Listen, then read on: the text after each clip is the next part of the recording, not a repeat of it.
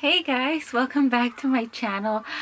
It's been a while since I've made a video and I'm so glad to be back. And I'm back with a little surprise, but before that, before I show you baby, he's here trying to sleep. I want to talk about my labor and delivery story. I couldn't film the actual delivery. The doctor, once we started filming, the doctor said no video, so unfortunately we couldn't record the actual delivery of my baby.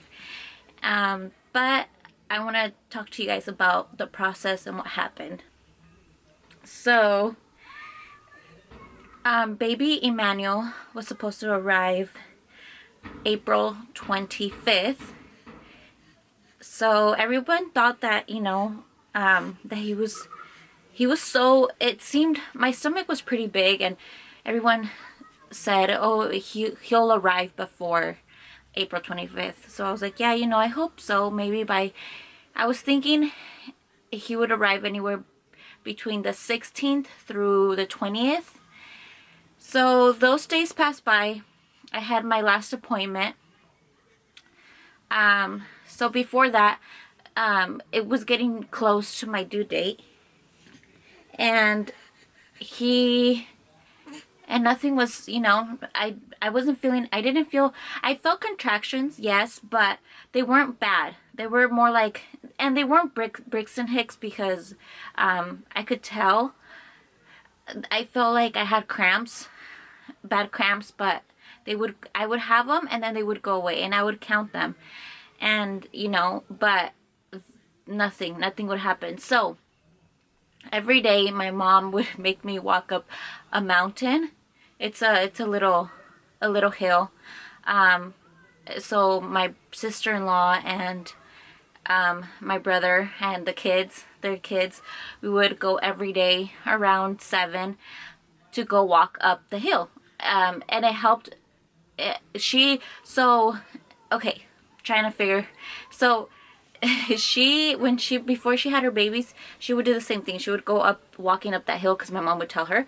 And with her second baby, with my second nephew, so she was having contractions, and then she walked up the hill. She didn't make it. I don't think we made it all the way to the top, when she's like, no, stop, we can't do this anymore. She arrived at the hospital. She didn't have a chance to not even get change or anything, and she literally had her baby.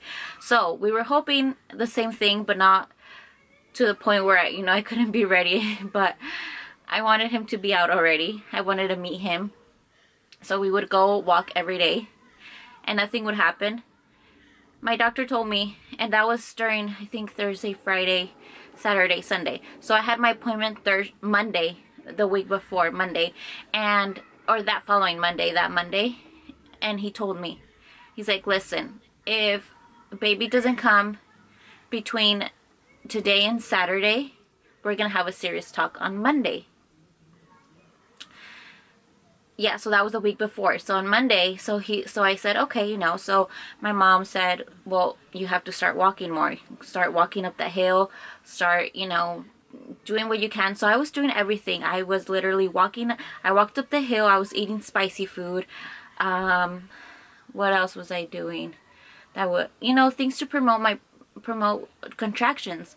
So I was basically, well, I only ate spicy food. I was walking up the hill. I was doing a lot of walking. I would go to the stores with my mom just to walk around. Yeah, so I tried eating pineapple, a can of sliced pineapples. My sister-in-law said that worked, but nothing happened. My baby looked like he was really low already. Everyone would tell me, but no. So then Monday came, and I went to my doctor's appointment, and they told me, you're gonna be induced. So I was like, okay. And I don't know if it was Monday. Yeah, it was a Monday, I believe, that they said that I was gonna be induced. So they told me I was gonna be induced on May 1st. So here I am, you know, everyone was like, are you nervous? Are you scared? Blah, blah, blah. And I'm like, no, like, I'm ready. I was so ready to meet baby. So, you know, I was preparing myself, getting everything ready, prepared for the baby to arrive. So my doctor told me, so on Monday, call early at 6 in the morning because you're going to be submitted at 7 in the morning. But there may be a chance that if all the rooms are taken, you're going to have to wait later in the day. So I was praying that that didn't happen because, you know, I was like, no, like I want it to be early in the morning so I can just get it over with, you know, have the baby and not have to go through more days of having to wait. So then Monday comes, I wake up at 5:30. My mom, before the night before, she's like, make sure you put your alarm, make sure you wake up, make sure. So I was like, yes, Mom, I'm going to make sure I put my alarm, I wake up. So Monday comes, and I wake up at 5:30. I wait, and I call at 6 in the morning, and I'm like, you know, hey, you know, they told me to call. I'm being induced at 7, and the nurse right away, she's like, yes, we're waiting for you. And I'm like, okay, perfect. So I run downstairs, not run, literally run, but I make my way downstairs, my big old belly, and I tell my mom, yes, I'm being checked in, I'm being induced at 7. Like, they're waiting for me. So my mom's like, okay. And I'm like, okay, well, I'm gonna take a shower, I'm gonna get my stuff ready. And she's like, okay. So she was getting ready, I started getting ready. So then it's like we leave my house like at 6:40, like super, like, you know, 20 minutes before. And we get there, and I'm not nervous at all. I start signing the papers, and then I start getting a little nervous. But then once I get to my room, once I arrived in my room, I felt better, and, you know, they told me, you know, get ready, here's your gown, and we're gonna start hooking you up to IV and blah blah blah, this and that. So that started at 7, around like 7:30, and to my room, and they you know, they said, put on your gown, and I started getting hooked up to IVs, and they told me, we're gonna do medicine through your IVs, and the medicine that I was getting to get induced was Pitocin. That's Pitocin. So on the little bag, it actually said oxytocin, but the name for it's Pitocin. Yeah, it says it can be given through a vein. So that's what they did to me. I got Pitocin. So, you know, they were watching me every hour, every other hour. They would come in. The nurses, by the way, the nurses were such angels. They were awesome. I did not have not one nurse that didn't do her job right. Like, they did not just do their job right, they went beyond their job. Like, they were so amazing. They were so nice, so kind. So it was Monday the 1st. I was at the hospital. Came to 4. They checked my cervix, so I was at 2. I was 2. They checked my cervix, and I think I was still at 2 by like 2 p.m. They came back like around 5, or it was a little before that. See, I don't even remember. I should have wrote everything down, but so I was at 2 at some point, and then I got to 3. And they're like, okay, you know, nothing's happening, so we're going to bump up your Pitocin. So they would come in here and there, and they would bump up my Pitocin. And they said that the greatest would be 20. But at one point, I was already at 20. I was at 20. And then nothing, like, I think I opened like 4 centimeters. I think it was 4. Then, you know, we were scared because it was already late at night and nothing was happening. Like, I was still very, like, I hadn't opened much. And the doctor said, And my mom, she had C-sections for the three of us, so because she has a small pelvis, and that's what I have. The doctor told me I had a very small pelvis, and maybe my baby was too big for my pelvis, or my pelvis was too small for my baby. So it was either or. So my mom, you know, she's like, well, I don't want her to go on more days without having the baby, so maybe a C-section would be an option. And I had a doctor, and she said that she didn't want me to get a C-section. She wanted me to have him natural, so she wanted me to weigh it out. So then after that, we're like, okay, you know, I was like, yeah, that's fine. She was telling us about the risks of a C-section, and the benefits of a vaginal birth, a natural birth. So I told my mom, you know, yeah, I'll weigh it out. You know, I want to try and see. She said, if you don't get to, if you get to, if you don't get to, if you get to 6 centimeters and you don't keep going, like you don't keep opening up, then we will have to do a C-section. But I want to get to that 6 centimeters and see what happens after that. So then I was, you know, all morning there, and then I think I got to like 5 centimeters when I asked for my epidural. And so they came in, I got my epidural, and I got it on my right side. It was fine. I had it perfectly on my right side.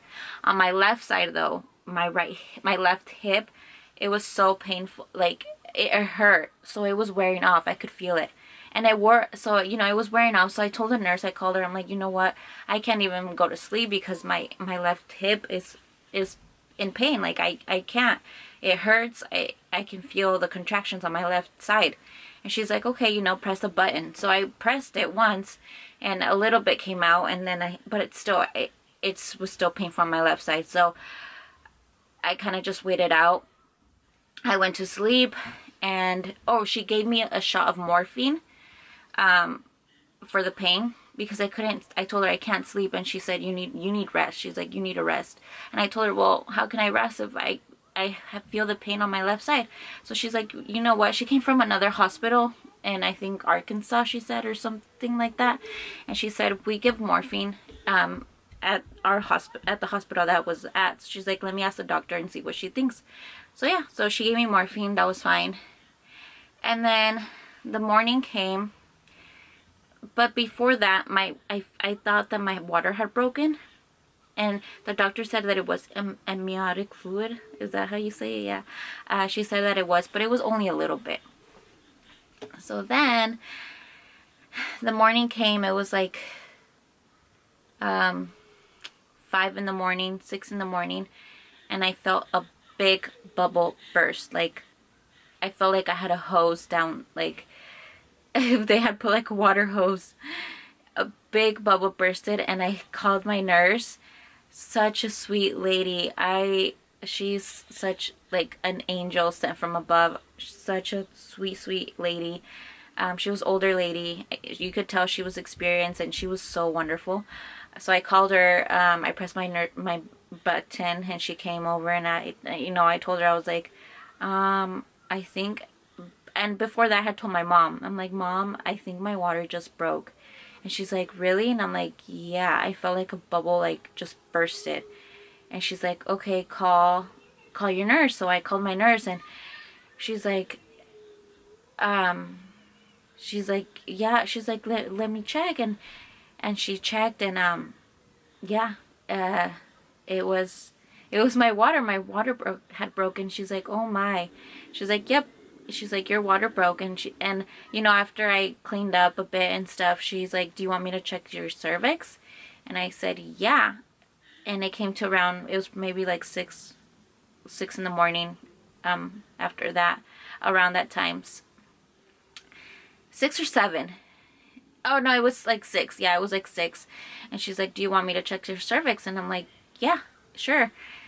She checked, and she's like, oh my gosh. She's like, honey, you're 10. Like, you have no cervix. It's like there's nothing. Like, you're ready to push.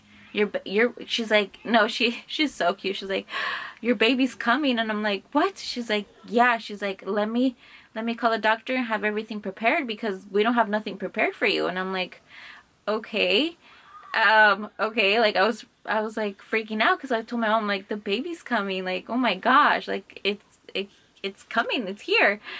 So they started preparing everything, and I told her, I was like, I don't feel that epidural, like it's not there anymore, like I barely feel it on my right side, but I don't feel it at all on my left. She's like, you know what, she's like, that's fine. She's like, that's even better, because that way you will know when to push. We won't have to tell you when you have a contraction. When you have a contraction, you'll be ready to push. And I'm like, I was freaking out, because I'm like, I've heard that contractions are really bad, you know. So I was basically in labor for 30 hours. I mean, Monday from 7 in the morning till 7 in the morning on Tuesday, plus the time that I pushed. So I pushed for 4 hours. Yeah, crazy, right? I started pushing at 7 in the morning, and I stopped pushing at like 12. Emmanuel was born at 12:43. So 7, 8, 9, 10, 11, 12. No, so I must have started pushing. She said I was pushing for 4 hours. So while they prepared everything, I think I started pushing at 8. Yeah, that makes more sense. So at 8, because I asked her, I'm like, so how, did I push? I thought I pushed for 3 hours, and she's like, no. She's like, honey, you pushed for like 4 hours. You pushed for 3 hours and 40 minutes. And I'm like, oh my gosh. So I felt the contractions. I felt everything. So I started pushing, and you know, she's like, keep going, keep going. So that was crazy. Never in my life did I think I would be able to be strong enough to push for 4 hours and push for so long of pushes. But it was so worth it. So worth it. Sorry guys. It was so worth it. If I could do it again, I would do it again.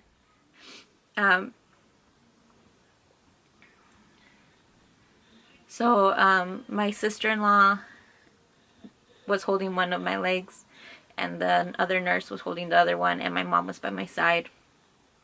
And I'm so grateful for the both of them. They both were there for support. My mom, I know it was really hard for her.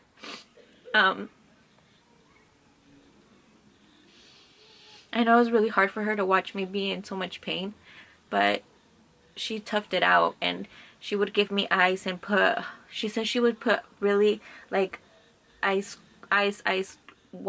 water, a rag and ice water, and put it on my forehead. And I told her, I'm like, literally when you put it on my forehead, it felt like it was just warm. And she's like, wow. She's like, we filled a tub with ice, and that's where I was grabbing water from. And I'm like, that's crazy.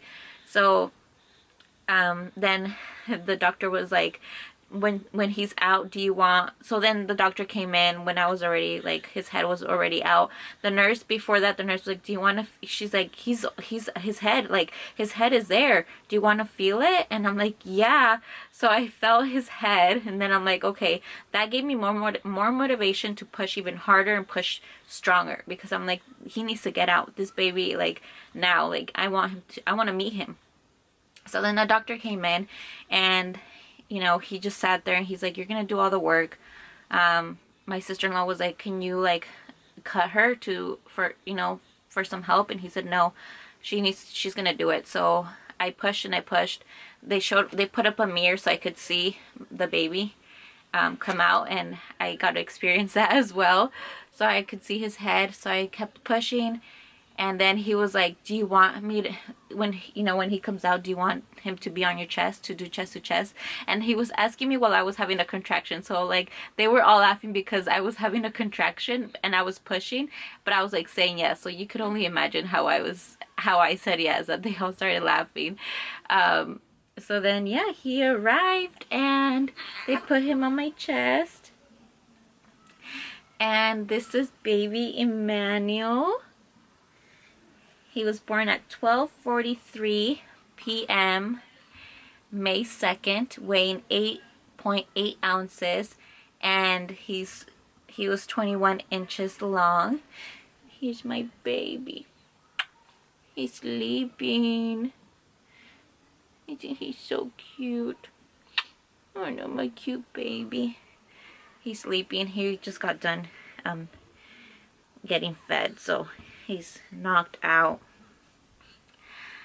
So I'm so sorry if I stuttered and I couldn't really explain. There's just, I felt like I wasn't really there, but I was there. I just don't remember each detail, but what I do remember, that's what I remember. I wish I could have wrote everything down, but you know, who has time when they're in pain to write down step by step of their labor and their delivery. But yeah, thank you guys so much for watching my videos, and thank you for watching this video, and I hope to have more videos with Emmanuel in them. Cute baby. He's knocked out. Alright guys, see you guys in my next video. Thank you.